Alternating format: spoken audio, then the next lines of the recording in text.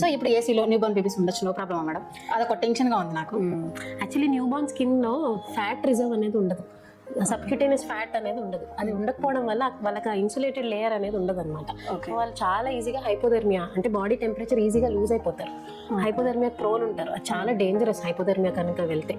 So new borns ని usual గా ACs లో అడ్వైజబుల్ కాదు ఫస్ట్ థింగ్. సెకండ్ ఏంటంటే వాళ్ళు ఈ కోల్డ్ టెంపరేచర్ కి అడ్జస్ట్ అవ్వడం కోసం వాళ్ళ బాడీ ఫ్యాట్ ని లూజ్ అవుతూ వేడిని క్రియేట్ చేసుకుంటూ ఉంటారు. జనరేట్ దట్ హీట్, వాళ్ళు ఉన్న బాడీ ఫ్యాట్ ని లూజ్ అవుతూ ఉంటారు. దానివల్ల వెయిట్ లాస్ అయిపోతారు babies. So new born period లో బెటర్ టు అవాయిడ్ ఏసీస్. ఒకవేళ ఇంకా కష్టంగా ఉంది అని అంటే అడిక్వేట్ గా కవర్ చేయాలి. మిట్టెన్స్, సాక్స్, క్యాప్స్ అన్ని వేసి కంప్లీట్ గా కవర్ చేసి ఆ థర్మల్ రోల్ లో పెట్టుకొని అప్పుడు వాళ్ళని పెట్టుకోవచ్చు ఏసీస్ లో, ఒకవేళ మరీ ఇంటాలరబుల్ ఉంటే.